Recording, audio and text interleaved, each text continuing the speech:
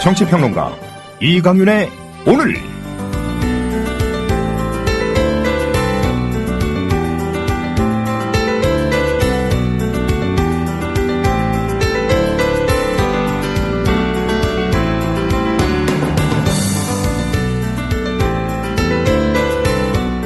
안녕하십니까, 이강윤입니다. 2월 4일 수요일 시작합니다. 어제 또 전기와 도시가스가 끊긴 아파트에서 모녀가 나란히 목을 메고 숨진 채 발견됐습니다. 작년 이맘때쯤 이게 과연 국가인가? 라는 질문을 던진 송파 세모녀 사건 이후 정확히 1년 만에 이번에는 경북 포항에서입니다. 경찰은 전기와 가스가 이미 끊긴 모녀의 집에서 작년 9월부터 체납된 전기 그리고 도시가스 고지서를 발견했습니다. 가난은 나라도 못 구한다고요? 물정 모르는 고래적 옛말입니다. 부자는 만들지 못해도 가난은 구합니다. 아니, 구해야 합니다. 그게 근대 국가입니다. 가난은 그저 조금 불편한 게 아닙니다. 하고 싶은 것을 못하거나 지갑 사정을 헤아려 보는 게 하는 정도가 아닙니다. 경기가 나빠지면 우유를 끊고 학습지를 중단시키는 그 정도를 말하는 게 아닙니다. 조상 대대로 내려오는 안빈 낙도의 정신을 모른다고요? 천박한 속물 근성과 무력 때문에 결핍을 참지 못한다고요? 미안하지만 그 사치스러운 입은 다무시지요. 임계선상에 처한 처절한 가난을 모르면 그냥 가던 길 가시지요. 가난은 하루하루를 불안하게 합니다. 그리고 그 불안은 영혼을 좀먹습니다. 그러다 결국 황폐해집니다. 가난한 사람들은 상대적 우월감을 얻지 못해서 힘든 게 아니라 불안하기 때문에 힘든 겁니다. 희망 없음을 힘들어하는 겁니다. 도저히 벗어날 수 없는 나락감에, 그 절망감에 무기력해지는 겁니다. 조세를 통한 부의 재분배라는 귀절은 박근혜 대통령이 그간의 수년 동안 경제 과액 공부에서 익히 들었을 터입니다. 깃털 몇 개 뽑아도 아프지 않을 거위에게서 깃털을 뽑아야 한다는 건 두말하면 잔소리입니다. 깃털 때문에 거위를 죽여서야 그게 어찌 복지입니까? 살상이지요. 파지나 라면 박스, 리어카 끄는 할머니들을 놔두고 복지를 말하지 마십시오.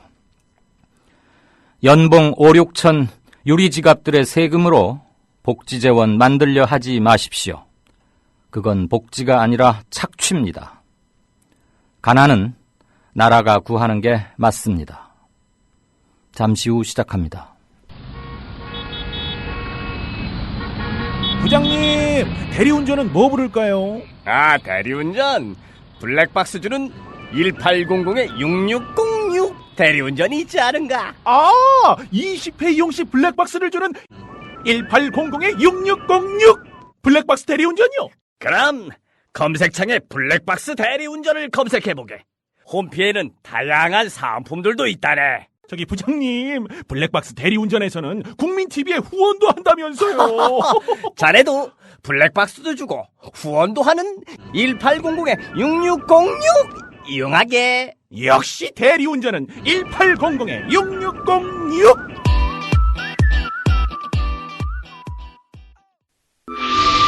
여기는 아름다운 물의 도시 여수. 마음으로 보고 들으며 나만의 느낌표를 찾아간다.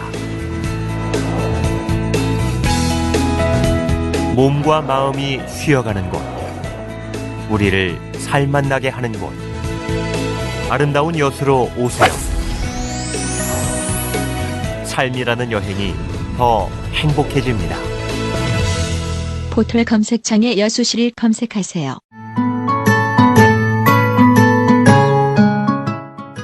청춘이란 깊은 샘물에서 오는 신선한 정신. 유약함을 물리치는 용기, 안위를 뿌리치는 모험을 뜻한다.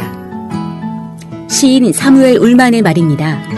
1994년 300여 명의 회원으로 시작한 참여연대는 20년이 지난 지금 14,000명의 회원을 가진 한국의 대표적인 시민단체로 성장했습니다. 시인의 말처럼 참여연대는 앞으로도 청년의 마음으로 활동하겠습니다. 성역 없이 감시하고 비판하겠습니다. 더 좋은 세상을 위해 두려움 없이 도전을 멈추지 않겠습니다. 국민TV 청취자 여러분, 20살 청년 참여연대와 함께해주세요. 회원가입은 홈페이지 peoplepower21.org, 전화는 서울 723-5300번입니다. 시민의 힘으로 운영되는 단체, 참여연대는 정부 지원금을 받지 않습니다. 네, 2월 4일 시작합니다. 이번 주는 특히 정치 관련 뉴스들이 많이 잡혀있는 날인데 사회, 경제 쪽도 두선두선합니다. 뉴스 브리핑 받으실 시간이죠. 송명훈 작가 어서 오십시오. 네, 안녕하십니까. 안녕하세요. 그저께 밤부터 지금 또 이 문제로 말이 많고 많은 실망, 비판, 지적 이런 것들을 쇄도하고 있는데 새정치민주연합 전당대회 경선 룰을 한번 좀 정리를 해보십시다. 우선 뭐가 문제여서 문재인 후보 측이 이건 이렇게 되면 안 되겠다. 이렇게 하자라고 문제 제기를 했던 거죠? 네, 문재인 후보 측이 이 문제를 제기한 거는 3월 1일이었습니다. 2월 1일이었습니다. 네. 경선에서 그 ARS 예비 투표가 3일날 시작되기 때문에 불과 선거를 하루 남기고 이런 문제를 지적을 했다 하고 박지원 후보 측에서는 강력하게 비판을 했거든요. 네. 막판에 불리해지니까 룰을 바꾸려고 한다. 이런 식으로 이제 주장을 했었는데 그 내용을 살펴보면 25%에 달하는 대의원들하고 국민투표 참여 여론조사에서 그 기존의 투표지에 이렇게 돼 있다고 합니다. 1, 2, 3번 하고 4번째는 해당 후보 없음, 상관없음 이렇게 표시가 돼 있는 건데요. 네. 이게 이게 이제 4번에다 찍었을 경우에 이걸 유효표로 보느냐, 무효표로 보느냐 이 차이에 대한 시각이거든요. 그래서 기존의 선대위에서는 이거를 무효표로 처리를 안 하고 유효표로 인정을 해서 전체적인 투표율 자체를 총 참여했던 투표자 안에서 무효표를 포함한 프로테이지로 계산하도록 한 것이었고, 네. 이렇게 됐을 경우에는 그 무효표가 늘어나는 만큼 1위와 2위, 3위의 그 득표율 격차가 줄어들게 되는 그 산술적인 문제가 생기는 것이죠. 네. 문재인 후보 측에서는 원래 지난번 그 대회, 그러니까 2012년에 있었던 당대표 선출이나 그 6.4 지방선거에서도 이런 부분은 제외하고 하는 게 원칙이었는데 왜 여기서 일방적인 유권 해석으로 이번에만 이걸 바꿨느냐, 경선룰을 바꿨느냐 하는 거에 대해서 항의가 있었던 것이고, 당시에는 당 지도부도 이건 실수다 하는 의견과 함께 그 지적을 받아들였다고 합니다. 당시라는 게 언제를 말하는 거죠? 1일 날 문제를 제기했을 때요. 이번 2월 1일 날. 네네. 문재인 후보 측에서 왜 지난번하고 달라졌느냐라고 네. 했을 때. 네, 그래서 당 지도부는 이게 단순한 실수다 하고 이제 그걸 원안 복귀를 시켰는데, 이거를 이제 박 후보 측에서는 이렇게 강력하게 이게 그 막판에 어떤 그 순위에 대한 어떤 변화를 줄 수 있는 어떤 문 후보의 꼼수다 하고 비판을 했던 거죠. 네. 이게 진실적인 내용으로 보고 이제 문 의원은 이제 오늘 YTN 라디오 프로그램에 출연을 해서 사실은 내가 무지 많이 참았다, 양보했다. 지난번에 국민경선제로 뽑아놓았던 경선단들 한 36만 명 가까운 사람들이 있었는데 그 명단이 없어졌다는 거예요. 분실이 됐다는 거예요. 네네. 그 얘기는 전에 나왔었죠. 그래서 그 사람들을 참여시킬 수 있는 것도 자기가 양보를 했고, 국민 여론조사 15%까지 양보를 했는데, 또 여기서 당 선대위가 이런 실수를 저지른 거에 대해서 자기는 지적을 했을 뿐이다 하고 이제 억울한 속내를 보여주고 있는 거죠. 예. 그러면 2월 1일 날 네. 당에서 실수다라고 인정했을 때 세 후보 모두에게 이 같은 사실을 통보했답니까? 네, 물론 통보했습니다. 근데 그 이후에 이제 그 있었던 JTB 토론회에서부터 이제 박 후보의 공세가 시작됐고 네. 이런 공세가 집중화되기 시작하면서 이제 박 후보가 여론조사 결과를 조작을 해가지고 그러니까 박 후보의 주장인데요. 문 후보가 자신의 인기도를 그 과대 포장한 여론조사 결과를 발표해가지고 선거에 영향을 미치려고 한다 하는 식의 주장이 계속 주장되고 있고 또 이런 것들 때문에 그 대의원들 안에서 친노 비노 세력 간의 어떤 그 갈등을 조장하고 있는 또 그런 양상으로 번져나가는 게 외부적인 시각에서는 안 좋게 분석이 되고 있는 것이죠. 그러니까 정리를 하자면 문재인 후보 측에서는 실수를 바로잡은 것에 불과하다. 지지 후보 없음은 빼는 게 여지껏 그래왔고 그래야 맞는 거 아니냐라는 것이고 그렇습니다. 당에서도 실무자의 실수라고 인정을 해서 바로 잡았는데 박지원 후보 측이 그 이후로도 계속해서 강력하게 이의를 제기하고 있어요. 네네. 박지원 후보 측 주장의 핵심은 뭡니까?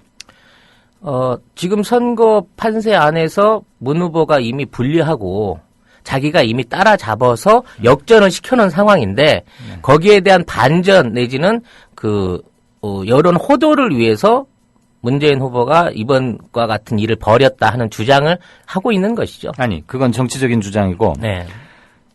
그 지지하는 후보 없음을 넣을 것이냐 뺄 것이냐에 대한 박지원 후보 측의 주장의 핵심은 뭡니까? 그쪽에 대한 그쪽은 빼지 말자는 거죠, 지금. 예, 그렇죠. 그런 전례가 지난번에 있었는 것에 대해서는 언급이 없습니다. 그게 알고는 있지만 이번에 빼기로 했으면 빼야 되는 거 아니냐, 뭐 이런 주장인 것 같습니다. 그러면 어떤 게 어떻게 하는 게 즉 제외하느냐 아니면 포함시켜서 하느냐 어떻게 하는 게 표심을 가장 정확히 반영하는 겁니까? 지금 있는 것은 대통령 후보를 뽑는 게 아니고 당 대표를 뽑는 거기 때문에 당 안에 있는 당원들의 의견을 중심해야 된다는 게 박 후보의 주장인데 반해서 네. 문 후보 측은 국민의 인기가 있고 국민에 대한 정당의 신뢰가 있어야 이게 되기 때문에 이건 당연히 빼고 가야 된다. 그리고 더 중요하게 채택해야 된다는 게 문 후보 측의 주장이거든요. 네. 양측의 주장이 서로 자기한테 유리한 쪽으로 몰려 있기 때문에 해석하기는 나름이겠습니다만은 이번 그 결과 그러니까 수정된 결과로 의해서는 문 후보가 상당히 많은 득표를 추가할 수 있을 것으로 보이고요. 네. 앞으로 남은 며칠 동안 박 후보의 어떤 이런 인신공격에 가까운 심한 비난을 어떻게 잘 마무리할지 그게 관건이 돼 보입니다. 예. 모든 표로서 무엇을 결정하는 것은 표심이 정확하게 민심을 반영하는 것, 그게 아주 요체인데 지지하는 후보 없음을 넣느냐 빼느냐에 따라서 유불리는 좀 당연히 생기겠지만 특정 후보의 유불리가 중요한 게 아니고 무엇이 진정한 민심을 가장 근사하게 근접해서 반영하느냐 이게 문제 아니겠습니까? 네, 그렇습니다. 그렇다고 보면 우리 송 작가는 그 지지 후보 없음 이것을 넣는 게 맞습니까? 빼는 게 맞습니까? 저는 빼는 게 맞다고 생각합니다. 왜냐하면 지금 현재 있는 그 25% 국민과 당원을 포함한 25%의 여론조사가 안에서 미치는 영향이 과연 얼마만큼 그 현재 세민련에 대한 국민 전체의 열망을 전달하고 있느냐 하는 변을 봐야 된다고 생각하거든요. 네. 이전 선거까지만 해도 50%를 반영을 했었습니다. 네. 그런데 이번에 갑자기 그렇게 15% 정도로 축소가 된 거거든요. 이런 룰을 놓고 보고 있다면 대중적 지지도가 높았던 문 후보 입장에서는 자기 주장대로 많은 걸 양보했다고도 할 수 있겠죠. 근데 결과적으로 이런 상황 하에서도 이길 수 있다는 어느 정도의 계산은 있을 거기 때문에 이걸 시작했을 것이고 막판에 선거전이 이렇게 좀 그 다른 당이나 국민 여론의 그 눈살을 찌푸리게 하는 방식으로 풀이되는 것은 우리 정치의 어떤 변함없는 구습 때문이 아닌가 이렇게 판단하고 싶습니다. 네. 그러면 지금 이것은 일반 시민들 네. 투표한 여론조사 그 부분에 대해서 지금 이렇게 적용하는 거죠? 네, 그렇습니다. 그렇다면 권리당원이나 당원들의 투표에서도 지지하는 후보 없음이 있을 수 있는데 네. 그 사람들 표는 어떻게 처리한답니까?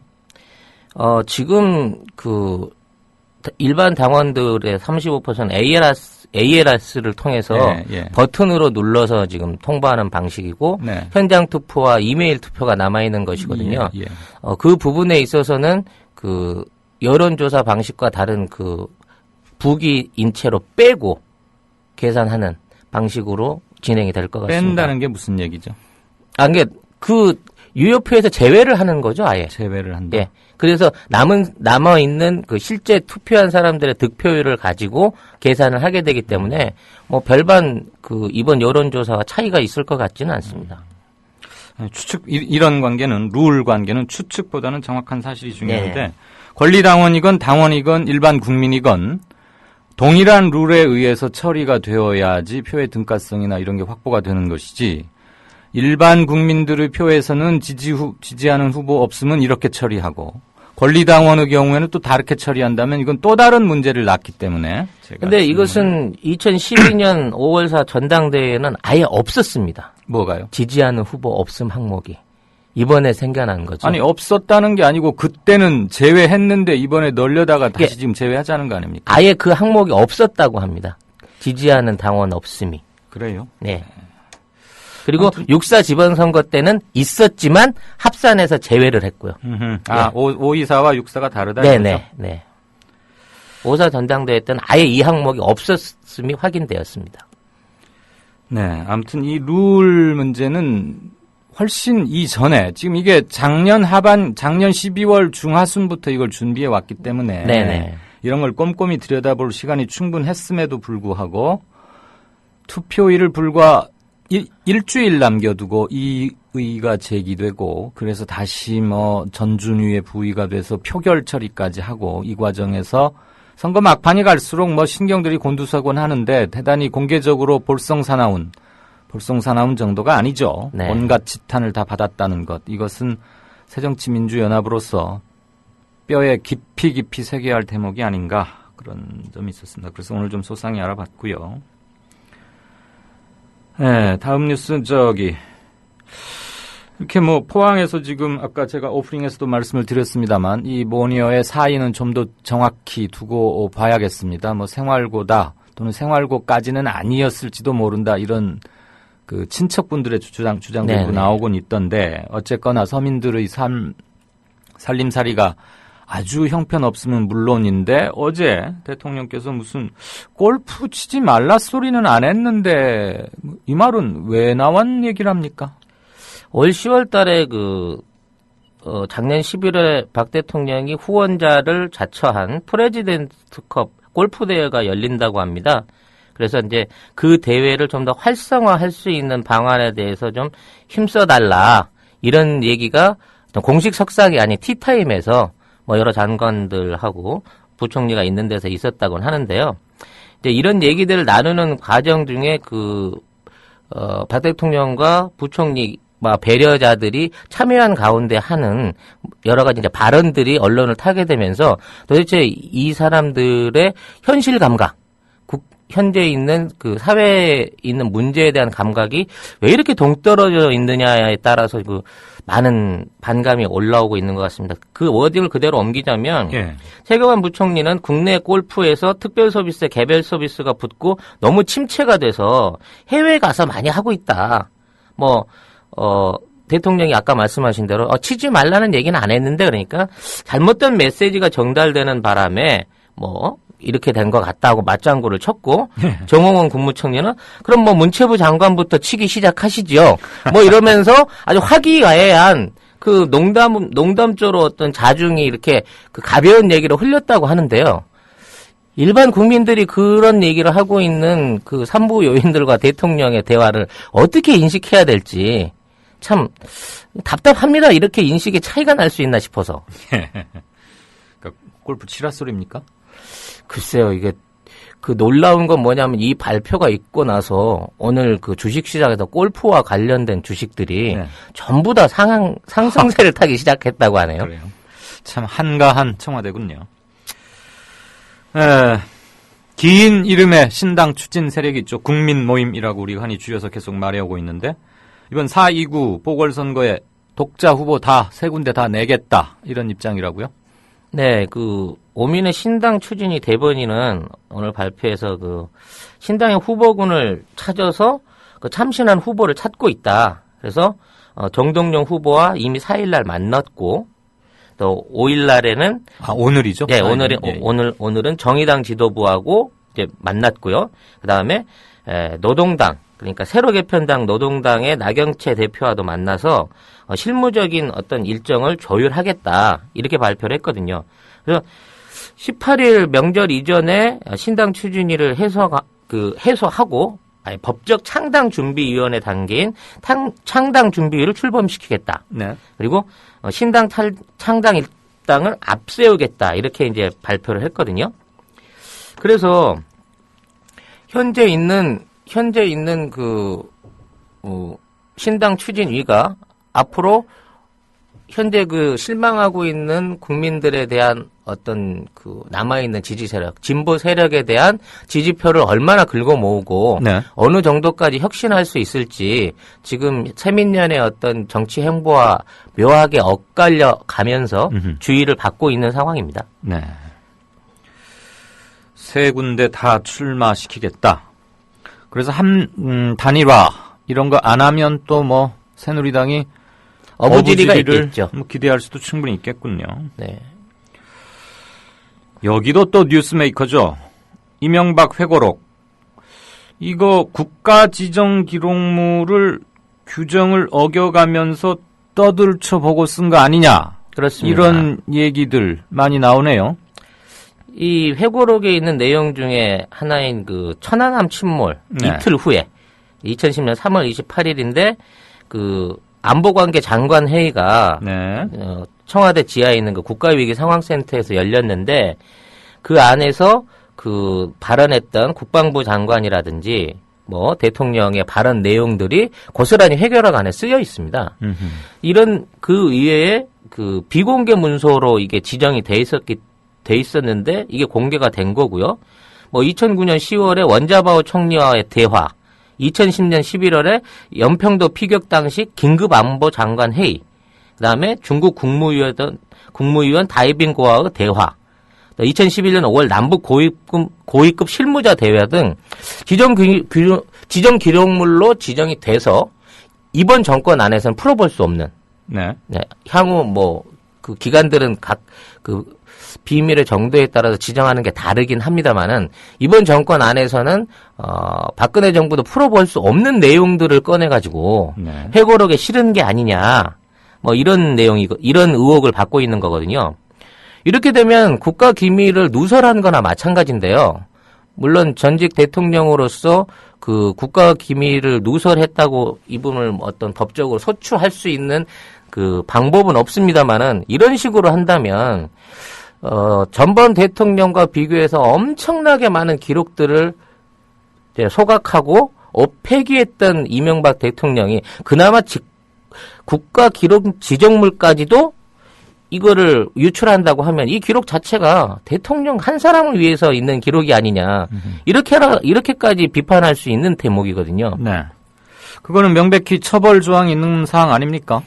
근데 이분은 이제 이런 조항에 있어서 제약을 받지 않지요. 전직 대통령 본인이 이제 스스로 기록물 안에서 썼다고 얘기를 하면. 네. 근데 이걸 진짜로 지정물 기록을 꺼내 보고 쓴 것인지 네. 본인의 순수한 어떤 기억을 통해서 회고를 통해서 쓴 것인지는 본인만이 알겠죠. 증명하기도 그렇고. 아니 새누리당에는 그렇게 기억력이 좋은 사람들이 많답니까? 그러게 김무성 말입니다. 새누리당 대표는 남북정상회담 회의록을 토시 하나 안 틀리고 외워서 말하지를 않나. 이명박 전 대통령은 오간 얘기를 시시콜콜이 다 기억하고 있다. 그리고 회고록에까지 명확하게 쓰는 것이죠. 이거는 나중에 절차상의 분명한 문제가 될 소지가 다분히 크다고 보여집니다. 네, 저도 동의합니다. 자, 이완구 국무총리 후보자 어떻게 해명을 할수록 의혹이 더 커지는데 기존의 투기 혐의에 뭐가 또 추가가 됐다고요? 일단 분당 땅인 경우에요. 장인이 토지를 살 때 자신은 전혀 관여하지 않았다는 주장을 지금은 철회를 한 상태인데 토지를 구입했다는 날짜 이미 9개월 전에 이미 등기가 끝나 있는 상태로 밝혀졌습니다. 그러니까 네. 원소유주가 부동산 업자를 통해 가지고 매매를 해서 나중에 이게 이제 다음 소유주한테 넘어갈 상황이었는데 이거를 그 중간 부동산 업체를 거치지 않고 다이렉트로 두 사람이 거래한 걸로 해서 아하. 6개월 전에 거래한 것으로 등기가 돼 있다는 얘기죠. 이렇게 된 정도 같으면 이미 거기에 대한 개발 정보와 부동산 업체하고 함께 그 기획부동산 사업에 참여했다고 봐도 괜찮은 의혹이 아닌가 싶어요. 단순히 그냥 네. 권유를 받고 산 게 아니라 그렇죠. 훨씬 그보다도 깊숙이 들어가 있다. 기획 단계에서부터 이미 그 어느 정도 참여를 하고 그 지분이랄까요? 매입에 나섰기 때문에 그 기간 내에 그러한 그 거래가 이루어질 수 있지. 네. 이미 아무것도 없는 빈 나대지를 부동산 업체들이 이제 무작위로 사모으고 있는 시점에서 이미 특별한 요충지의 한 필지를 장인의 이름으로 등기를 해뒀다. 이 정도 된다고 하면 연관이 없었다든지 투기 목적이 없었다고 보기에는 너무 핑계가 빈곤한 상태고요. 네. 타워 팰리스에 관해서도 이 사람이 이제 분양권 전매를 통해서 우리 흔히 말하는 딱지 있지 않습니까? 네. 딱지를 산 것이 확인이 됐어요. 그러니까 전 소유주가 이 타워 팰리스를 분양받고 잔금을 아직 8,800만 원 정도 미납하고 있는 상황에서 잔금이 치러지지 않은 상황에서 이완구 후보가 그 딱지를 받고 잔금 8,800만 원과 함께 권리피로 3억 7천만 원을 지급한 사실이 또 드러났습니다. 네.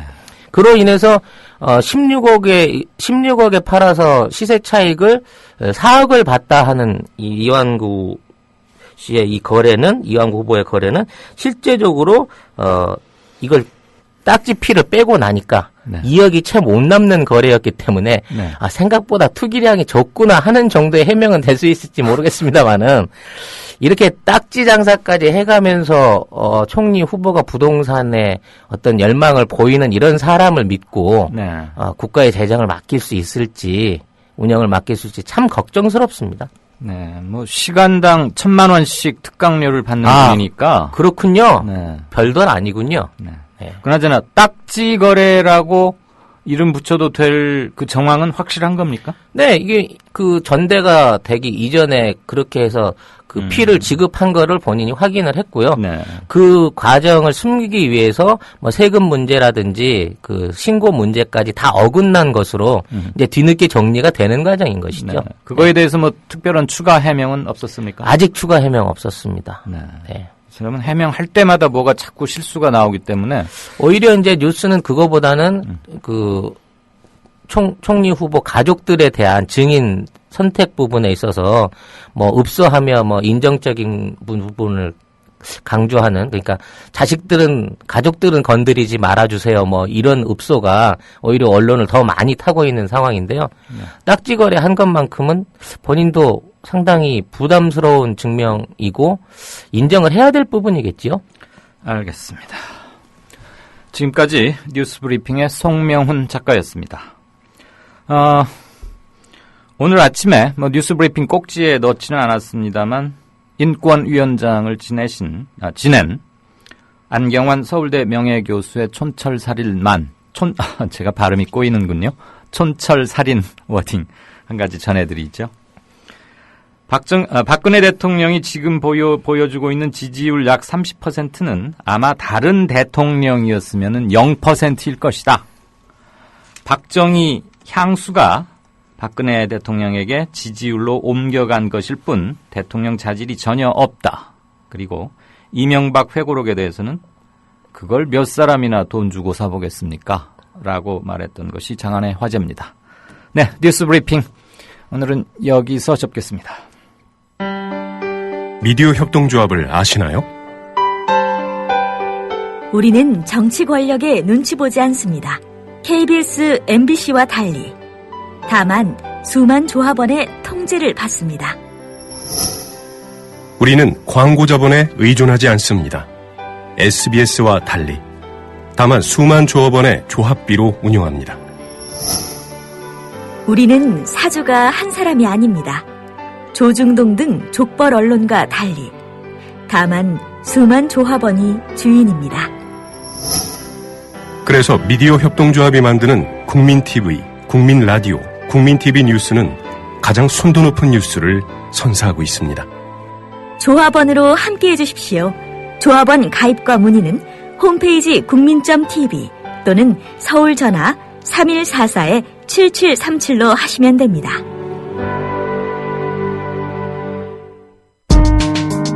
조합원의 가장 멋진 책임, 바로 조합비 납입입니다. 미디어 협동조합도 그렇습니다. 월 11,000원의 조합비 납입자, 늘고는 있지만 아직 절반 수준입니다. 혹시 잊으셨나요? 자동 납부는 가장 편리한 방법입니다. 홈페이지 국민.tv로 들어오셔서 신청하실 수 있습니다. 더 신속한 처리를 원하시면 mediacoup12@gmail.com 혹은 서울 3144-0933으로 연락주세요. 저희가 친절하게 도와드리겠습니다. 미디어 협동조합은 조합원 여러분의 조합비의 무게를 실감하고 있습니다. 공정 뉴스로, 그래서 자부심으로 보답하겠습니다.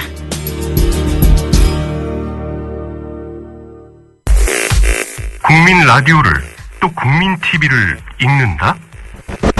미디어 협동조합 콘텐츠의 관문, 국민TV 뉴스를 아시나요?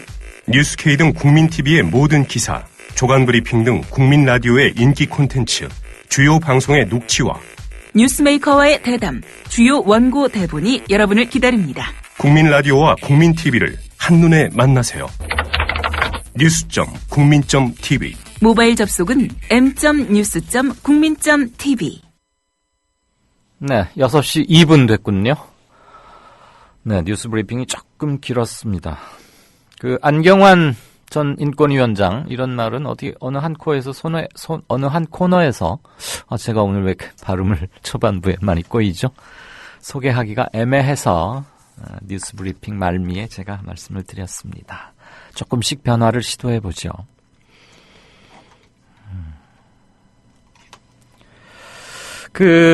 조금 전에 우리 송명훈 작가랑 조금 항목별로 짚어보긴 했는데, 이런 견해도 있군요. 국민 여론 무효표까지 넣으면 권리당원과 대의원과의 표의 등가성이 왜곡되는 게 팩트 아닌가. 이건희는 2표 행사하고 국민은 1표 행사하면 등가성이 훼손되는 이치와 뭐가 다른가. 그러면서 옳고 그름의 문제까지 진영 논리에 매몰되게 하지는 말자. 이런 견해도 있고요. 이게 일반 국민들이 많이 헷갈리게는 생겼습니다. 그런데 무효표 처리에 대한 원칙은 그냥 국민투표 대원칙을 준용하면 되는 게 아닌가 싶습니다. 전당대회 때는 이렇게 하고, 육사 지방선거 때는 이렇게 하고, 그거 자체가 말이 안 되는 것이죠.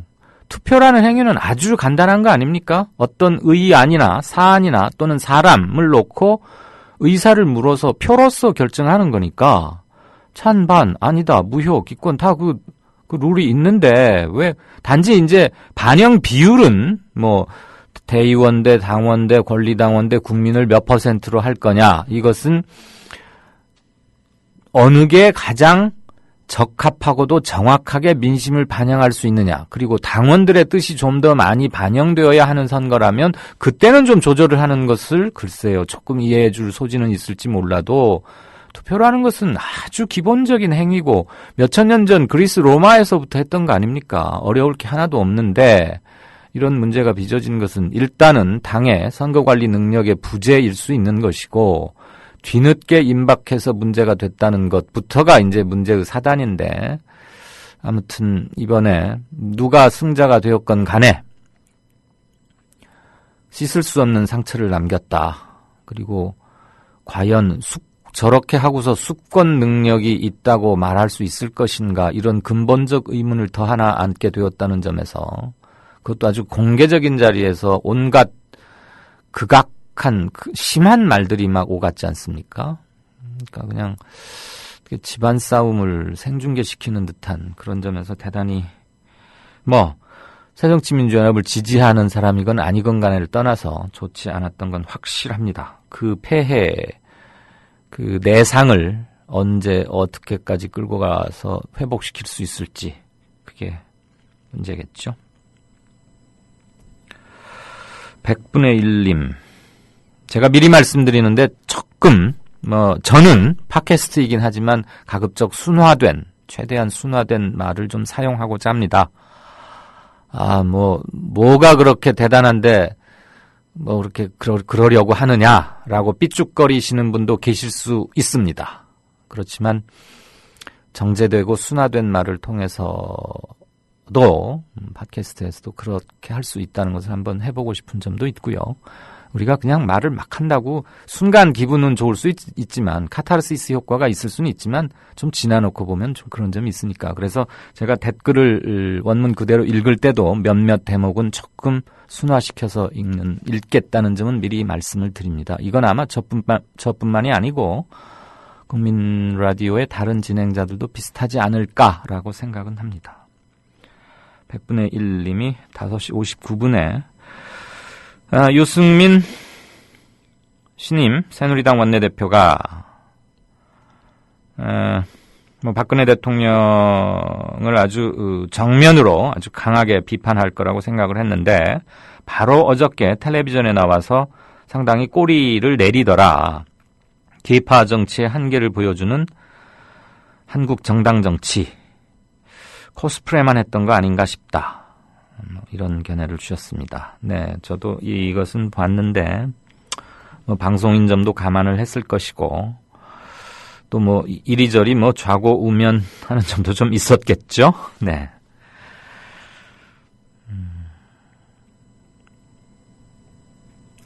야당은 치고받고 이런 사생결단에 국민의 마음은 좀 멀어진다. 새누리당은 어부지리에 휘파람을 분다.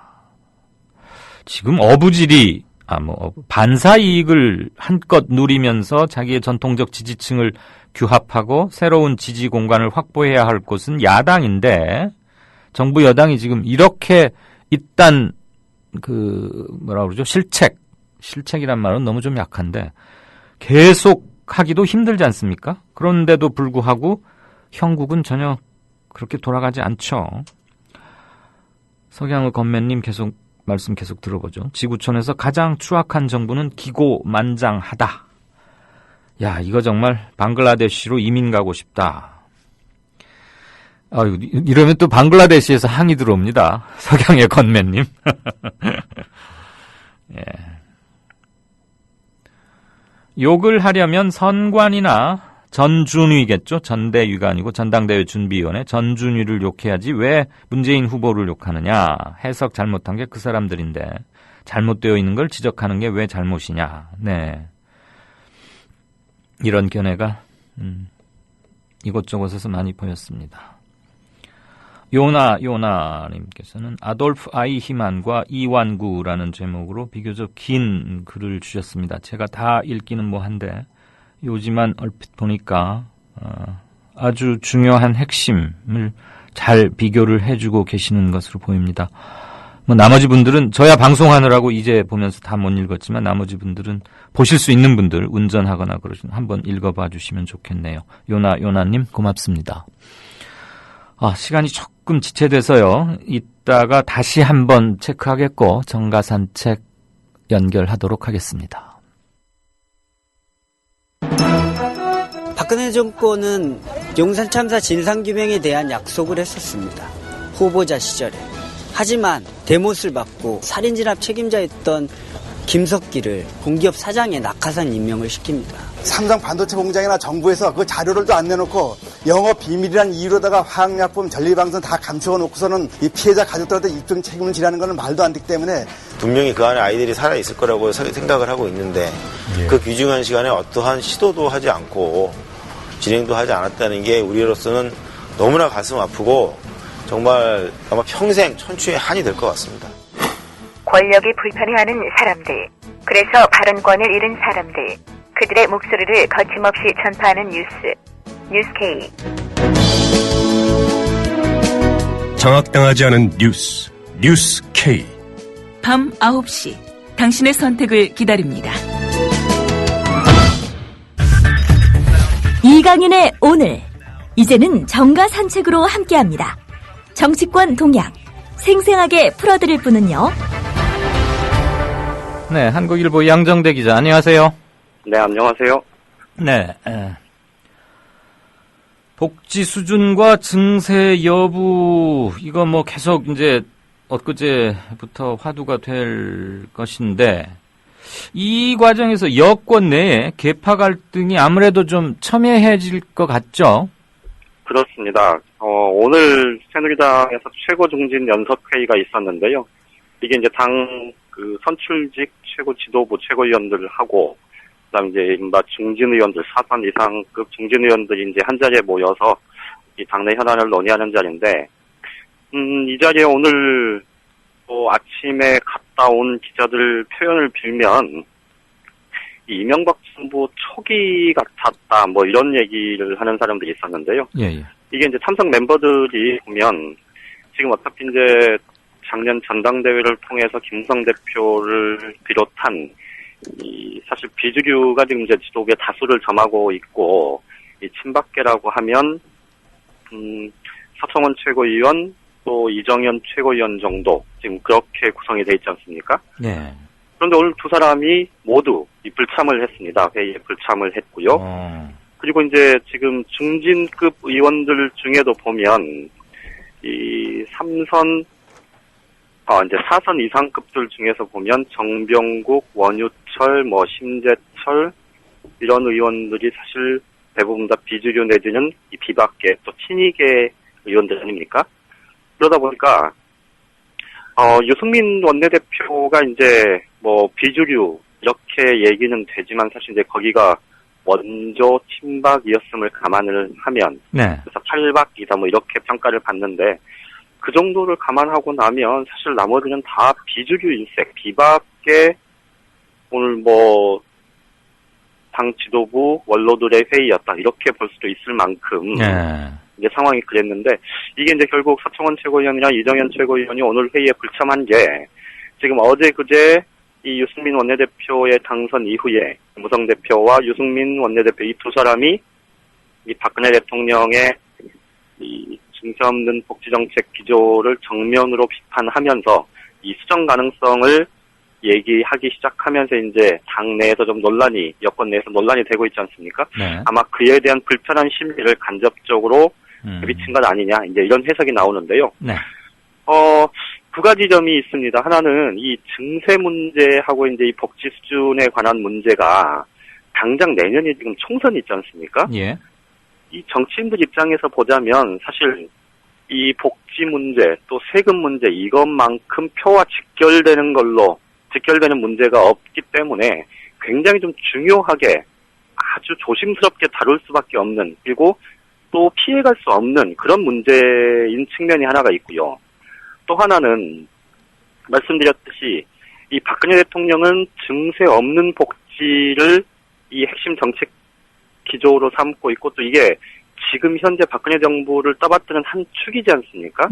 그런데 이제 여당의 지도부가 당대표나 원내대표를 포함한 여당의 지도부가 이것이 잘못됐다, 국민을 속이는 일이다 이렇게 이제 정면으로 반박을 하고 나섰기 때문에 이 문제가 당연히 이제 논란이 될 수밖에 없을 텐데요. 말씀드렸듯이 내년 총선이 있기 때문에 총선을 준비해야 할 당 입장에서 보면 이 문제를 반드시 건드려야 되는 거고 이 문제를 건드린다는 건 어쨌든 당대표나 원내대표가 박근혜 대통령의 이 정책 기조가 잘못됐다고 공개적으로 얘기를 한 상태이기 때문에 수정을 하게 되면 수정을 해야 될 텐데 그 과정에서 이 청와대나 친박계가 당연히 반발할 수밖에 없고요. 그렇게 되면 아마 엄청난 갈등, 후폭풍이 불가피할 겁니다. 오늘 일부 친박계 의원들 말씀드렸듯이 서청원 이정현 최고위원이 오늘 회의에 당 공식 회의석상에 나타나지 않은 그것도 그렇고 왜 그렇을까요? 뭐가 단단히 부하가 나서 아니면 항의하려고 그런 겁니까? 뭡니까? 아무래도 이제 그 불편함, 항의의 뜻을 간접적으로 내포한 불참이라고 봐야 되겠죠. 그러기에는 또 너무 머리가 큰 분들이 아닌가 싶어서. 그럴 수도 있죠. 근데 어쨌든 오늘 친박계 중진 의원들 몇 사람이 이렇게 기자를 하고 이렇게 나눈 대화 내용들이 이제 쭉 보도가 된 내용을 보면요. 굉장히 좀 수위가 높습니다. 그러니까 공개적으로 그런 얘기를 아직 하는 거에 대해서는 좀 부담스러워하고 이게 이제 자칫 이 전면적인 이 정면 충돌로 가는 듯한 상황이 벌어지는 거에는 부담을 느끼는 것 같긴 한데 예. 그런데 간접적으로 한 얘기들을 보면 굉장히 수위가 셉니다. 그러니까 원내대표가 무슨 의원내각제도 아닌데 무슨 대통령이냐. 대통령의 통치 철학과 관련된 얘기를 당대표나 이 원내대표가 이 정권이 교체된 것도 아닌데 자기들 마음대로 바꾼다는 게 말이 되느냐. 이대로 계속 가다간 가만히 있지 않겠다. 뭐 이런 식의 얘기가 이 직간접적으로 흘러나오는 걸 보면 실제로 여권 내부에서 이 말씀드렸듯이 휘발성이 굉장히 크고 또 내년 총선이 있어서 절대 피해갈 수 없는 이 복지 문제하고 이 세금 문제 이것이 앞에 놓여 있어서 앞으로 상당 기간 뭐 이 논의는 계속 될 텐데 그 과정에서 이 당내 개파 갈등, 여권 내 개파 갈등은 굉장히 커질 수밖에 없을 것 같다. 이렇게 예상을 할 수 있을 것 같습니다.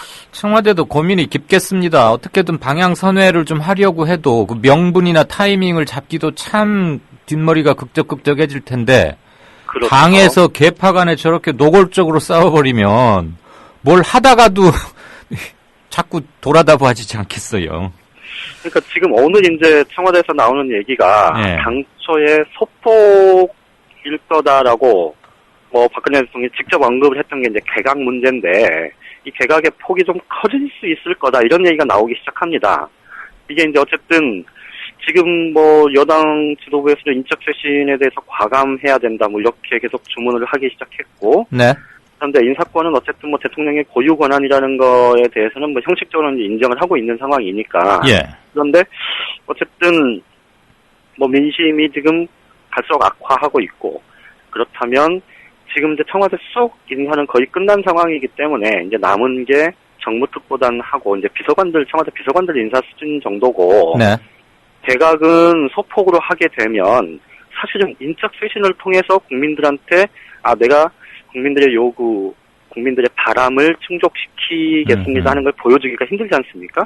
그러다 보니까 이제 개각 폭이 좀 커질 가능성이 굉장히 높아졌다. 뭐 이런 얘기가 나오기 시작하는 걸 보면 이 청와대나 친박계에서도 이 문제에 대해서 좀 지금 현재 상황에 대해서 조금 심각하게 상황을 보기 시작했다. 뭐 이런 추측은 가능할 것 같습니다.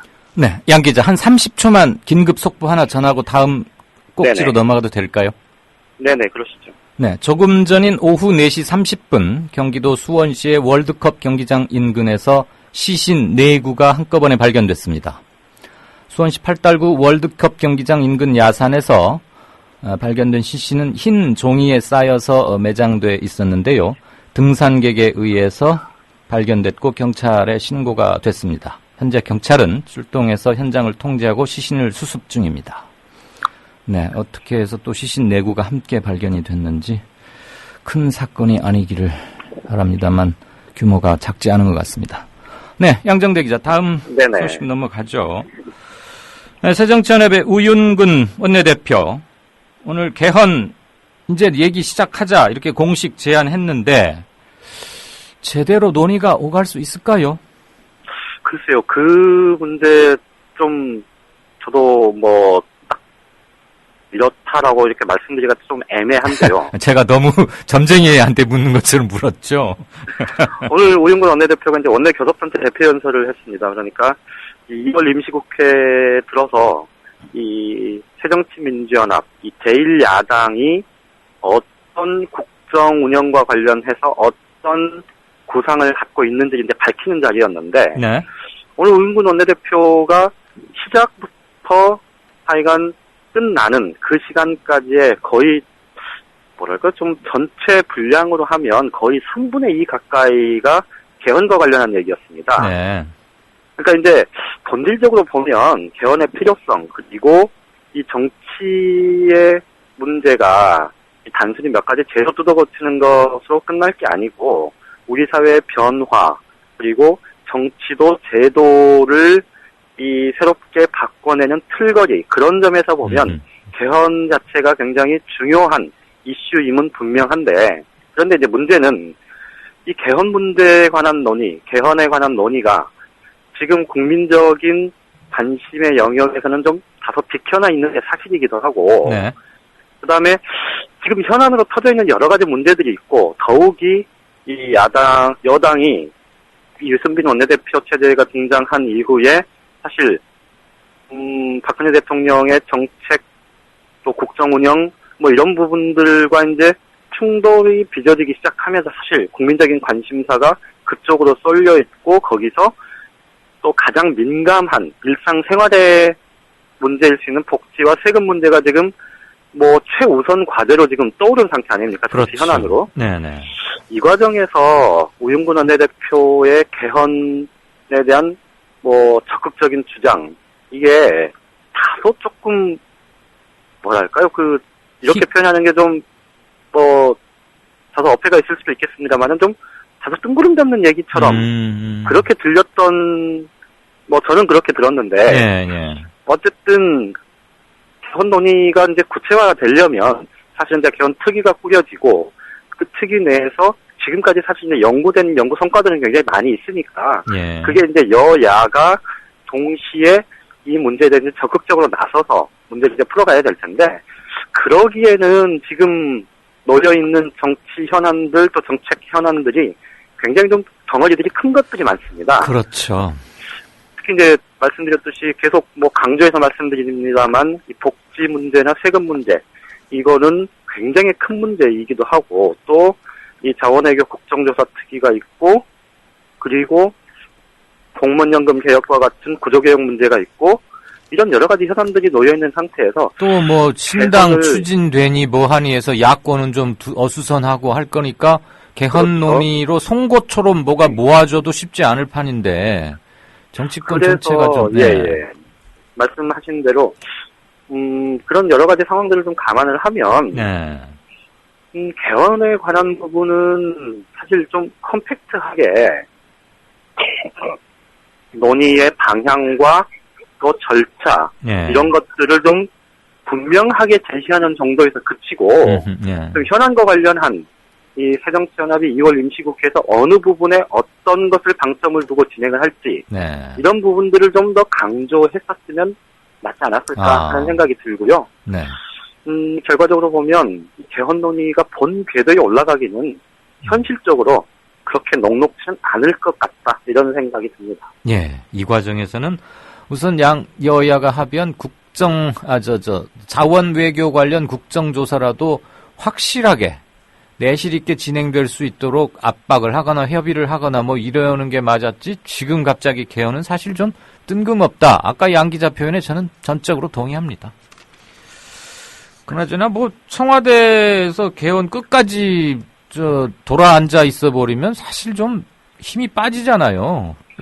그렇죠. 야당에서 계속 해봐요. 지금 예를 들면 이런 상황은 예상은 뭐 할 수 있는데 여러 가지 변수 중, 그러니까 여러 가지 가능성 중에 하나로 청와대는 개헌을 끝까지 반대하고 대신 여권에서 이 세금 복지 정책과 같은 이제 정치 현안, 정책 현안들을 두고 이 청와대와 갈등을 하는 과정에서 사실 내년 총선에 대한 위기감 이런 것들이 커지면서 사실은 여당의 다수 의원들이 이 개헌 논의를 좀 압박하는 그런 모양새가 될 가능성을 뭐 열어둘 수는 있을 텐데, 뭐 이제 생각을 해볼 수는 있을 텐데요. 그게 그렇게 뭐 쉽게 될 상황은 아닐 것 같아서 사실은 우윤근 원내대표가 오늘 뭐 대표적인 뭐 정치권의 대표적인 개헌 논자이기도 하지만 이 본인의 생각 이런 것들보다 한 발 더 조금 더 크게 상황을 좀 보고 이 야당의 뭐랄까 지금 이제 어차피 내일 모레 새 당 지도부가 들어설 거고 근데 전당대회 과정 자체가 지금 국민적인 관심권에서 멀어져 있고 그렇다면 그럼에도 불구하고 야당이 이런 역할을 하고자 한다는 거를 좀 더 이렇게 좀 국민들이 직접 피부로 체감할 수 있는 그런 얘기를 했었으면 더 낫지 않았을까 좀 아쉬움이 많이 듭니다. 언제 한번 코치 하세요. 양 기자 정도면 코치해도 잘 들을 거 아닙니까? 저는 우승근 원내대표하고는 별로 가까운 사이는 아니었어요. 말씀 잘 들었습니다. 예, 고맙습니다. 네, 정가산책 지금까지 한국일보 양정대 차장이었고요. 제가 조금 전에 전해드린 수원 야산에서 발견된 시신 4구 역시 우리 청취자분들님이 좀 현명하신 것 같습니다. 쇠태우리님, 이 견해가 20년이나 한 30년쯤 된 백골 상태 시신이라는데 아마도 추측컨대 그 근처 어디 공사가 있는 모양이죠. 그래서 공사 현장 관계자들이 오래된 묘에서 파낸 시신을 한지에 이렇게 잘 수습해서 뭐 어떻게 다음 단계로 넘어가려다가 거기 조금 방치가 됐거나 이런 상태가 아닐까라고 추측을 하시네요. 저도 그 부분이 좀 그렇게 됐으면 제발 좋겠고요. 그럴 가능성이 매우 높겠다는 생각이 듭니다. 방송을 진행하는 입장에서는 일단 제목만이라도 속보가 뜨는데 뉴스 비중상 이것은 간단치가 않아 보인다라고 하면 일단은 알려드리는 게 생방송의 또 속보 기능이어야 하니까요. 텔레비전 같으면 자막으로 처리하겠지만 라디오에서 그게 그렇지 못해서 정가선책 중간에 다음 꼭지로 넘어가는 중간에 잠시 말씀을 드렸습니다. 이게 큰 사건에 의한 시신이 아니기를 바랍니다. 다음 코너 들어가겠습니다. 증세라는 주제를 놓고 세 사람의 토론 경연대회를 펼쳐보겠습니다. 우선 박근혜 대통령. 증세 없는 복지에 집착하는 것이 아니냐 하는 지적이 있는데 국민들에게 조금이라도 부담을 적게 해드리면서도 국민 행복을 위해서 최선의 노력을 다하는 것입니다. 무조건 증세부터 얘기할 것이 아니라 먼저 지하경제를 양성화해서 우리 사회에 만연한 탈세를 뿌리 뽑고. 다음은 김무성 새누리당 대표. 복지 논쟁과 관련해서 세금을 덜 내고 낮은 복지 수준을 수용하는 저부담 저복지로 갈 것인지, 세금을 더 내고 복지 수준을 높이는 고부담 고복지로 갈 것인지 국민적 합의가 필요하다고 말씀드렸습니다. 국민들도 그러한 사실을 잘 알고 계십니다. 최근 한 여론조사를 보면은 증세 없는 복지에 대해서는 국민의 65%가 불가능하다는 인식을 보였습니다. 증세 없는 복지는 불가능하며 정치인이 그러한 말로 국민을 속이는 것은 옳지 못합니다. 정치인이 인기에만 영합하면 그 나라는 미래가 없다는 사실을 아르헨티나와 그리스의 사례에서 쉽게 찾아볼 수 있습니다. 이번엔 유승민 새누리당 원내대표. 그거는 이제 현 정부가 지난 2년 동안 증세 없는 복지 기조를 유지하면서 세금 안 올리고 복지를 잘하겠다 이렇게 이야기를 한 건데요. 일단 그게 증세 없이 복지를 하는 게 불가능하다. 그게 거의 뭐 거짓말에 가깝다라는 게 이제 지난 2년간 거의 증명이 되다시피 했고요. 이제는 많은 국민들께서도 세금 안 올리고는 복지 못한다라는 그 점을 인정을 하고 있다고 생각하고요. 그게 첫 번째 지적이었고, 그래서 그 기조를 바꾸자라는 의미고, 또 하나는 실제 담배세나 이 소득세 같은 경우에 증세를 사실상 하면서 이게 증세가 아니다 이렇게 말하는 거는 그거는 국민들을 더 화나게 하는 거다. 그 점을 지적을 했습니다.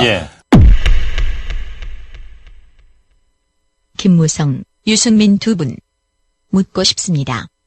지난 대선 때 증세 없는 복지 공약할 때 두 분은 다른 당에 계셨나요? 이제 와서 딴소리를 하시나요? 김무성 대표로 말씀해 보세요. 국민 여러분, 내가 당선되면 이런 해주겠습니다.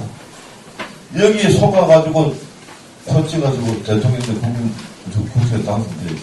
정치인들에게 국가 재정 건전성을 감안해서 공약을 해라 하는 요구를 하는 것은 불가능한 일입니다. 우선 당선되고 봐야 되니까 그게 되겠습니다. 지금 여러분께서는 정치평론가 이강윤이 진행하는 이강윤의 오늘을 듣고 계십니다. 이강윤의 오늘은 팟캐스트 포털 팟빵에서 다시 들으실 수 있습니다. 의견과 건의가 있으시면 게시판에 남겨주세요. 네, 6시 29분 37초입니다. 진짜 인터뷰 들어가겠습니다. 제주 강정마을 회장에 대한 경찰의 구속영장 신청을 법원이 기각했습니다. 기지건설 반대 활동가 2명에 대해서도 영장을 발부하지 않았습니다. 얼마 전에 바로 엊그제 대집행이 있어서 강정마을이 한번 1박 2일간 아주 소동이 컸죠. 조경철 마을 회장과 함께 구속영장이 청구됐다가 기각된 강정마을의 고권일 부회장님 전화로 모시겠습니다. 고 부회장님 안녕하십니까? 안녕하지는 못합니다만. 네. 그러시죠. 반갑습니다. 저도 참 이럴 때 난감합니다. 안녕치 못하시리라는 걸 뻔히 알면서도 그래도 한국어 어법상 안녕하지 못하시지요. 이렇게 말씀드리기는 참 초면에 해서. 그렇긴 하네요. 네, 겨울에 고생이 많으셨죠. 지금 우리 고 부회장님뿐만이 아니고 강정마을 주민들 그리고 많은 활동가들 고초가 심하셨을 텐데 일단 언제 체포가 됐고 영장 심사는 언제 어떻게 받았고 판사는 뭐라고 하던가요? 저희들은 체포된 적이 없다고 생각합니다만. 네네. 어쨌든 행정 되집행 그 당시에도 우리가 자발적으로 내려와서 연행에 응했다. 네, 연행에 응한 거고요. 그리고 그날 밤 바로 저희들은 풀려났지만 다시 월요일이 되면서 영장 청구가 됐다는 소식이 들려왔습니다. 네. 그래서 저도 다니던 그 직업을 일단은 포기하고 3일날 이제 법원에 자진 출두하겠다 경찰에 그렇게 통보를 해서 법원에 출두를 했는데 법원에서는 임의동행에 대한 영장을 이미 발부받았다고 법원에 도착하는 순간부터 이제 그렇게 임신을 이렇게 구금 상태로 그 재판을 결과 나올 때까지 유치장에서 보냈습니다. 네. 그 구체적 혐의는 무엇입니까? 적용된? 혐의는 특수공무집행 방해고요. 네. 주모자에 대한 어떤 처벌을 원했던 것 같습니다. 네. 어쨌거나 이제 그 조경철 마을 회장은 그럼 어떻게 되셨습니까? 똑같이 이제 다 영장이 기각당했잖아요. 네, 그럼 이번 건으로 해서 나왔고요. 네, 말씀하십시오. 아니요. 네네. 하시면, 이번 건으로 해서 그럼 구속된 사람은 아직 하나도 없는 거죠? 예. 네네. 이건 지금 대집행을 실시하는 과정에서 강하게 저항을 했기 때문에 공권력 이런 정도였고 그런 걸로 구속을 시키면 정말 그건 어불성설이긴 한 거죠. 자, 그런데 이제 계속 저희들이 그 유치장에 들어가는 순간에 경찰들이 내부적으로 보고하는 소리를 들었는데, 그 입감 조치와 동시에 기소 작업을 이제 하겠다 그렇게 보고를 하시더라고요. 경찰분께서. 그 말로 저희들이 유추해 보면 이번에 연행됐던 사람들 24명 보다도 훨씬 더 많은 숫자의 사람들이 기소당할 것처럼 보이고요. 기소와 동시에 다시 또 이제 구속영장이 청구될 것처럼 느껴지고 있습니다. 네. 원희룡 이럴 경우에 지방자치단체장의 역할이 참 중요한데 원희룡 도지사가 갈등을 좀 해결하려고 했고 이전에도 김무성 새누리당 대표 역시 이 문제 해결을 위해서 중재에 나서겠다. 실제 나섰습니까? 저희들이 보기에는 어쨌든 군관사를 저희 마을 주민들의 의견을 받아들여서 어차피 긴급 출동을 위한 부대 아니겠습니까? 그러면 긴급 출동 부대가 부대 바깥에 있는 거는 좀 말이 안 되지 않느냐. 부대 안쪽에다가 자리 잡는 것이 훨씬 더 부대의 기능 운용에도 이렇게 도움이 되고 마을 주민들하고도 부대치는 면도 없을 거고 부대 안으로 설치해주면 저희들도 문제가 없겠다라고 하는 의견을 국방부에도 전달한 걸로 알고 있고요. 국방부도 굉장히 긍정적으로 검토했던 걸로 알고 있습니다. 거기까지는 노력했다라는 것을 저희들도 우리에게 알려주었기 때문에 조금은 인정하실 수 있다. 이렇게 들어도 됩니까?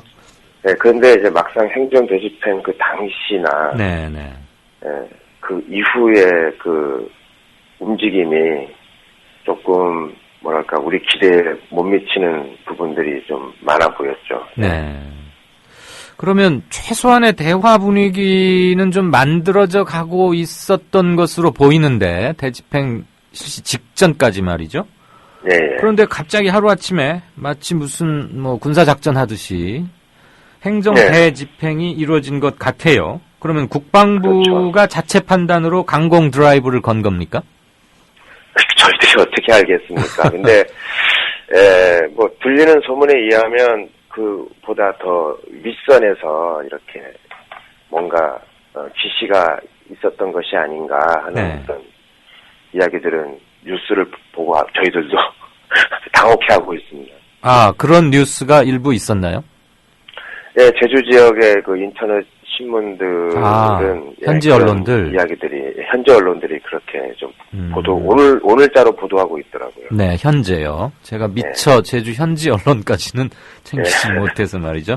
뭐 근거 없이 쓰지는 않았을 거라고 생각은 하고 싶은데 사실 또 도의회에서 질의사항에서 그 도의 갈등 해소 추진단이라는 그 부서에서 답변 내용을 바탕으로 해서 이렇게 기사가 작성된 거니까요.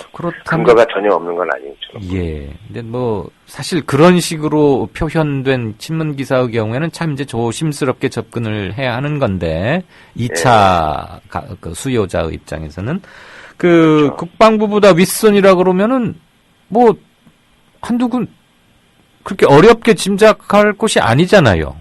그렇게 보입니다. 네. 국방부보다 윗선이면 뭐 빤하죠. 그렇죠. 거기에서 뭔가 좀 사인을 보낸 게 아니냐 이런 추측들을 지금 제주 현지에서는 제주 현지와 도의회 이런 쪽에서는 질문이 오가고 있고 현지 인터넷 언론들은 그렇게 보도를 하고 있다 이 말씀이시죠? 네, 그렇습니다. 일단은 뭐 우리가 확인을 할 수는 없으니까 그 부분은 이 정도로는 하고 넘어가지만 국방부 혼자서만 그렇게 했던 것은 아닌 것 같다라고 보여진다 이 말씀이고. 그렇죠. 여당 대표가 중재 나섰는데. 그러게요. 또 국방부하고 그 전날까지도 뭔가 얘기가 좀 이렇게 오고 가고 막 이런 상황이었으니까. 네, 그렇죠. 네. 그 제주도가 해군기지 관련 의혹 진상규명 작업과 강정마을 주민 건강 실태 조사를 제안했다고 들었습니다. 맞습니까? 네. 그럼 이것은 어떤 명분으로 왜 하는 거죠? 일단은 갈등의 치유를 위해서는 그 원인에 대한 규명이 있어야 되고, 그런 부분에서 아마 진상 규명 작업도 하겠다라는 것과, 그리고 건강실태조사는 직접적으로 지금 우울증을 겪고 있거나 생활이 이렇게 실질적으로 원만하게 지내지 못하시는 분들이 있는 것으로 저희들도 알고 있어서 어느 정도로 이렇게 그런 주민들이 이렇게 좀 문제를 겪고 있는지를 파악해 보겠다라는 취지인 것 같거든요. 네. 그런데 뭐 저희들이 지난 총회에서 작년 진상규명에 대한 부분에 대해서는 군관사 문제가 해결이 돼야지 받아들이겠다고 결의된 바가 있어서 이 군관사 문제가 이렇게 파국으로 치닫고 있는 상황에서는 지금 앞이 보이지 않는 상황이죠. 예, 저는 진상규명 작업은 뭐 이해가 갔는데 주민 건강 실태 조사라고 그래서 뭔가 했더니 오랜 싸움과 분란과 대치 이런 것 때문에 우울증까지 앓고 계시는 주민들도 더러 계시는군요. 예. 굉장히 많을 것으로 저희들은 보고 있습니다. 예. 그나저나 이번 행정 대집행으로 아주 뭐 파국 직전까지 가고 아주 양측이 격렬하게 그렇게 됐는데 그럼 이제 이런 것들 뭐 진상 규명 작업이나 건강 실태 조사 이런 거 제대로 계속 이어질 수 있을까요? 지금 현재로서는 어쨌든 총회 결의 사항이 있기 때문에 일단은 받아들일 수 없는 거고요. 네. 그리고 군관사가 지금 행정 대집행에 의해서 어쨌든 해군이 일단은 뭐 공사를 계속 진행하겠다라는 의사 표명을 확인했지만, 이렇다고 해서 뭐 군관사가 지금 당장 건립된 건 아니지 않습니까? 예. 어쨌든, 그리고 올해 예산이, 국방부 예산으로 통과된 게 아니라, 그 군관사 건립 예산 98억은 지금 기재부의 수시배정 예산으로 제주도와 협의를 거쳐서 사용하도록 이렇게 조건부를 달고 통과되어 있는 상황이기 때문에, 저희들은 제주도 원희룡 도지사께 이런 부분을 정확하게 입장 표명을 해주고 강정마을의 어떤 갈등의 해소와 전 반대 방향으로 가는 상황일 경우에는 절대로 이 예산이 집행되지 못하도록 좀 강공 드라이브를 좀 해주셨으면 하는 그런 바람이고요. 네. 그리고 아직도 우리는 좀 그 군간사 문제 자체를 포기한 상황은 아닙니다. 네. 어떠한 방향으로 노력할 것인지에 대해서는 아직 주민들 간의 합의가 아직 이루어지지는 않고 있지만 이대로 그 행정대집행을 당했다고 해서 군간사 문제를 우리가 그 포기하거나 한 건 그런 건 아닙니다. 알겠습니다. 이제 앞으로 어떻게 물론 이제 상황 변화를 보면서 대응을 하는 거긴 합니다만 큰 틀을 여쭤보고자 합니다. 이제 앞으로 어떻게 대처를 하실 것인지 일테면 일단은 한 말씀만 더 부연을 하고자 합니다. 마을 주민들이나 몇몇 활동가들의 헌신적인 노력만으로는 강정마을 지키기가 무척 버거워 보이고 못해서 보는 저희들도 죄송함이 커서 지금 이 향후 계획을 좀 여쭤보고자 합니다. 네, 일단은 그 사회자님 말씀대로 저희들만의 힘으로는 정말 너무너무 어렵다고 느껴지고 있고요. 그렇죠, 네. 더 많은 전국적인 관심을 보여주셨으면 좋겠고요. 예. 그리고 제주도를 이끄시는 지도자분들께서도 이 문제 해결에 적극적으로 나서주시기를 정말 간청드립니다. 네. 지금 저희들의 일단 계획은요, 그 행정대집행이 그 국방부가 수행을 했는데 굉장히 불법적인 요소가 너무 많이 드러나 있다고 저희들은 판단하고 있기 때문에 법률적으로 대응할 수 있는 부분들은 일단 대응을 할 생각이고요. 그리고 이제 다시 이제 그 해군이 이렇게 밀어붙이기 식으로 이렇게 공사를 진행할 것이 아니라 다시 한번 제주도와 협의할 것을 촉구하는 뜻에서 계속 군관사 앞에서 1인 시위부터 시작하면서 차츰차츰 다음 진행할 계획들을 좀 논의를 해나갈 생각입니다. 네. 이럴 때는 주민의 대표로 주민이 직접 투표로 뽑은 지방자치 단체장이 가장 중요한 역할을 해내야 되는 게 아닌가 싶은데. 맞습니다. 네, 원희룡 지사가 유감의 뜻을 표명했다고는 전해 들었는데 중앙무대에서는 좀 정치력을 발휘하지 못하고 있다. 또 제주도민들은 그런 점들을 좀 많이 미흡하게 여기고 계시다고도 들었어요. 원희룡 지사의 이번 대집행 이전과 이후 요것을 둘러싼 적어도 강정마을을 대하는 원희룡 지사의 행보 또는 행정력 이런 것들 어떻게 평가하시고 만약에 미흡하다면 어떤 점을 좀 보강해서 부탁하고자 하시는지요? 원 지사님을 저희들이 몇 차례 만났었고요. 전폭적으로 강정마을회와 우리 주민들의 뜻에 따라 이 문제가 원만하게 해결할 수 있도록 자신의 정치력을 다 펼치겠다라고 분명히 말씀을 하셨고 수차례 총리실과 국회와 그다음에 국방부에 이렇게 직접 방문해서 이렇게 협의를 거쳐왔던 걸로는 알고 있습니다. 네. 그러니까 어찌 보면 이 문제가 외부로 드러나서 크게 이슈화되고 어쨌든 협의 골자 내용들이 언론에 밝혀지면서 굉장히 좀 보수 진영과 진보 진영 간의 어떤 대결 구도로 갔을 경우에는 거의 이제 문제가 풀리지 않고 오히려 좀 논란만 커질 확률이 있다라는 태도를 보이셨거든요. 네. 그래서 좀 조용조용 이렇게 처리될 수 있도록 해왔다고 저희들한테 말씀을 하시더라고요. 조용조용. 네. 조용조용 할 일이 따로 있지 않을까요?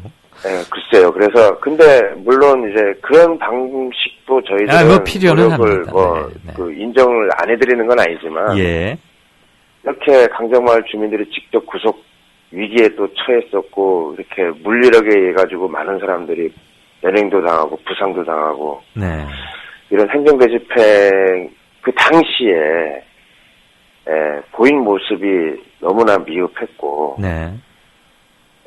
영장 발부됐을 때 원지사께서 이렇게 뭐 탄원서를 법원에다 제출도 하시고 네. 법원에 직접 통화도 했다라는 말씀을 하셨는데 그때도 저희들이 이제 통화를 하면서 우리는 지사님의 탄원서를 원하고 있는 것이 아니라 강정마을을 살리는 조치를 분명히 취해달라. 네. 이렇게 요구를 했었거든요. 근데 사실 그런 어떤 대외적인 그런 행보가 없으셨던 것처럼 보입니다. 그래서 앞으로 좀 이 강정마을에 대해서 분명한 결단을 물론 이제 강정마을 문제로 국한시켜버리면 도지사로서 좀 약간 형평성이 없을 수도 있겠지만 제주도 사회를 분열시키는 어떤 이런 사업, 그러니까 분열과 갈등으로 몰아넣는 사업 자체에 대해서는 분명히 도지사께서는 이것에 대해서 원칙을 표명하셔야 될 것으로 저희들은 생각하고 있거든요. 알겠습니다. 애는 쓰는데 어쩔 수 없다. 이런 말은 사실 듣고 나면 허무하기만 하죠. 허무하죠. 너무 허무하다는. 로우키로 조용조용히 할 때도 있고 때로는 하이키로 뭔가를 강하게 해야 할 그런 타이밍도 있는 게 아닌가 싶습니다. 어쨌거나 강정마을이 조금씩 잊혀져가는 뭐 세월호도 비슷한 감이 없지 않습니다만 그것을 떠나서 갈등을 잘 타결시키는 첫 번째 사례가 되기를 진심으로 바랍니다. 그런데 이렇게 입으로만 바래서 한편으로는 송구합니다. 아닙니다. 이렇게 방송으로 널리 알려주시는 것만으로 그 역할을 다 하시고 계신 거라고 생각합니다. 고맙습니다. 네, 인터뷰에 응해주셔서 대단히 감사합니다. 네, 고맙습니다. 네, 지금까지 제주 강정마을의 고권일 부회장님과 얘기 나눠봤습니다. 게시판 잠깐 보고 행간으로 들어가겠습니다. 시간 배분이 참 금쪽같이 쪼개서 쓰고는 있는데요. 또 어렵게 전화 연결된 분들 말씀 하나라도 더 듣기 위해서 제가 좀 5714님 안녕하세요. 조합원 가입했어요. 축하해 주세요. 아유 축하뿐이겠습니까? 이렇게 지럴 때 가입해 주시고 대단히 큰 힘이 될 것입니다. 깊이 감사드립니다.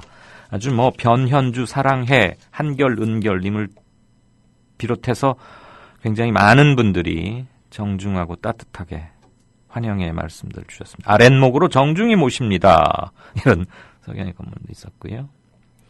골프세 인하에 대해서도 아주 자유와 정의님이 매섭게 꼬집어 주셨습니다. 여긴 어딘가요? 어동팔님. 이분은 이렇게 재미있는 사진, 재미있는, 의미있고 재치있는, 아무튼 그런 사진에 강하신 분이시죠? 어동팔님. 이런 개념 주유소도 있네요. 전주 남원간 국도변에 있는 주유소랍니다. 세월호를 기억하고 친일 세력 청산을 바라는 마음이 담겨있는 주유소 영수증. 이러시면서 주유소에서 받은 영수증 사진을 올리셨습니다. 하단에 세월호를 잊지 말자. 반민특위 다시 열자. 무슨 제가 구호 외치는 것 같군요. 그 부분이 잘 보입니다. 여러분들께서 뭐 이게 민심이다. 박수 보낸다. 이런 답글들이 또 달려 있군요. 네. 49분 돼갑니다. 뉴스 브리핑, 행간 바로 시작하겠습니다. 오늘은 한겨레가 톱 기사를 올린 MB가 자원 외교의 재원을 이제 문제가 되니까 그거 마련하겠다고 2010년에 가스공사에서 가스비 올려달라 그런 요구를 했다라는 폭로 기사입니다. 이명박 정부 당시인 지난 2010년 한국가스공사가 해외 자원개발 실적 달성을 위한 투자 재원 마련에 어려움을 호소하며 재무 건전성 회복을 위해 가스요금 인상을 요구했던 것으로 나타났다. 국회 해외자원개발 진상규명을 위한 국정조사 특별위원회 위원인 최민희 새정치민주연합 의원은 어제 이명박 정부가 해외 자원개발로 공기업 부채가 급증하자 이를 요금 인상에 전가해 국민 부담으로 이어졌다고 주장했다.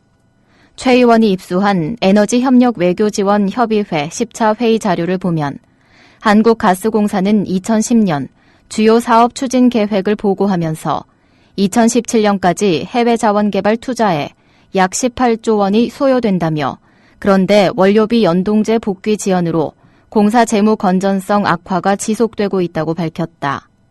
가스공사는 당시 회의에서 해외 자원개발 투자에 들어가는 막대한 비용을 감당하기 위한 해결책으로 원료비 연동제 복귀와 12% 요금 인상을 요구한 것이다. 네. 원료비 연동제로 다시 돌아가자. 왜 그거 연동제 하다가 안 했겠습니까? 물가 때문입니다. 가스는 생필품이죠. 그리고 국가 독점 사업이고요. 이거 없으면 밥 짓지 못하고 온수 만들지 못하고 겨울에 난방 못하는 거 아닙니까? 비싸서. 너무 비싸면 어렵게 사시는 분들 못하잖아요. 그 다음에 12% 요금 인상? 2010년 얘기이긴 합니다만, 그리고 최근에 보니까 담배세도 한꺼번에 한 40몇 % 올리긴 합디다만, 이런 생필품 중에서도 생필품. 이건 생명에 직결되는 거 아닙니까? 가스는. 담배는 기호품이라고나 하죠. 이것을 한꺼번에 12% 요금 인상해달라. 이런 걸 보고 무슨 속담이 있었는데요. 제가 아까 이거를 뉴스 행간으로 고르면서, 그게 지금 4시간째 생각이 안 나서 애를 태우고 있습니다만, 뭐 하려던 차에 이것저것 함께 묶어서 도매금으로 처리해버리는 걸 보고 뭐라 그러죠? 청와대에서 자원외교 계속 힘주어서 말하면서 석유공사, 가스공사, 광물자원공사 등등 불러다가 또 해외자원개발협회 불러다가 막 쪼으면서, 이럴 때는 그 말 하는 거 맞죠? 쪼으면서 막 하라고 하니까 드라이브 거니까 힘이 났죠. 청와대에서 시키니까. 야, 우린 나랏일 큰일 하는 거야. 그런데 돈이 없거든요.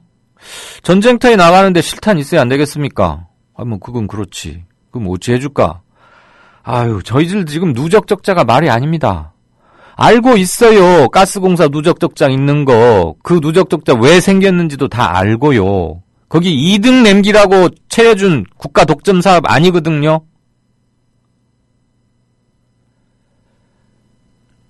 잘 가서 최대한 서로 경쟁하지 않고 최고 싼 값에 사와서 국산 탱크에 넣어놓고 계절별 수요 맞춰가면서 최소한의 관리 운영비 정도만 남길 수 있게 운영하는 게 공사입니다. 그러다가 이 가스라는 게 석유와 달라서 가격의 진폭이 큰 건 맞아요. 그렇기 때문에 에너지 특별 회계금도 만들어 놓고 장기 계약을 합니다. 그러다가 국제 가스 가격이 급격한 요동을 치면 우리가 바이어스 마켓, 우리가 사는 사람 아닙니까? 그런데 이 가스는 특이해서 가스전이 있다고 무조건 가스를 뽑는 게 아니고요. 사겠다는 사람이 나서면 그때 구멍 뚫고 파이프 박아서 가스 꺼냅니다. 그리고 20년, 30년씩 장기 계약을 해요. 주요한 소비자들이 이제 유럽 국가들은 우크라이나 통해서 러시아가 팔아먹고 있고요. 일본하고 한국이 아주 많이 사가는 데입니다. 그래서 호주 같은 데서도 가스광 나와도 바로 구멍 안 뚫습니다. 그래서 그만큼 바이어, 사가는 사람의 의사가 많이 관철될 수 있는 곳이 가스 시장이기도 해요. 그러다 보면 누적적자 생긴 거 그거 다 나중에 국가에서 보전해 주거든요. 그런데 뭐가 급해서 12%를 올리자고요? 가스공사 사람들 직원 처우 이런 것은 제가 굳이 말씀드리지 않아도 되겠습니다. 네이버나 다음에서 쳐보면 제일 먼저 뜨는 게 무슨 가스공사 채용 뭐더라 급여 복지 어쩌고 나오는데 휘황찬란합니다. 아무튼 에너지 기업들은 서로 경쟁적으로 대단히 높습니다. 급여도 높고. 우리가 언제 가스공사가 손해봤다고 국회로 불러다가 혼을 냈습니까? 어쨌습니까? 안정적으로 최대한 한 푼이라도 아껴서 공급하게 하는 게 가스공사의 설립 목적입니다. 나라에서, 청와대에서 눈 부릅뜨면서 시켰으면 그 돈 따로 주십시오. 현재는 우리 누적적자가 몇 조 원이 더 이상 할 여력이 없습니다. 그럼 국회에서 승인 받아서 주시면 우리도 떳떳이 진행할 거 아닙니까? 이런 식으로 따졌어야지. 애탔구나 잘됐다. 원료비 연동제로 복귀하자. 그럼 자기들 일하는 거 편하죠. 그리고 무엇보다도 돈 많이 남겨서 자기 후생복지에도 일부 쓰겠다는 겁니다. 이런 사람들이 국가 에너지 공기업 맡고 있었습니다. 그거에 얼싸좋다 하고 기 실어준 게 MB 이명박 정부입니다. 더군다나 산업자원부에서는 국회에 낼 때 미래 회수 가능한 금액을 최대치로 잡고 이자 비용은 빼고 등등등 해서 자료도 2중 3중으로 만들어서 야당 의원한테는 이렇게 보내고 장관한테는 저렇게 보내고 그래서 문제 많이 일으켰습니다. 이러니 저러니 하기 때문에 최소한 국정조사 국정조사 지금 여러 날 까먹고 있죠? 증인 누구네, 되네, 안 되네, 자꾸 이럴 줄 알았습니다. 최소한 국정조사고요. 안 되면 이거 수사해야 됩니다.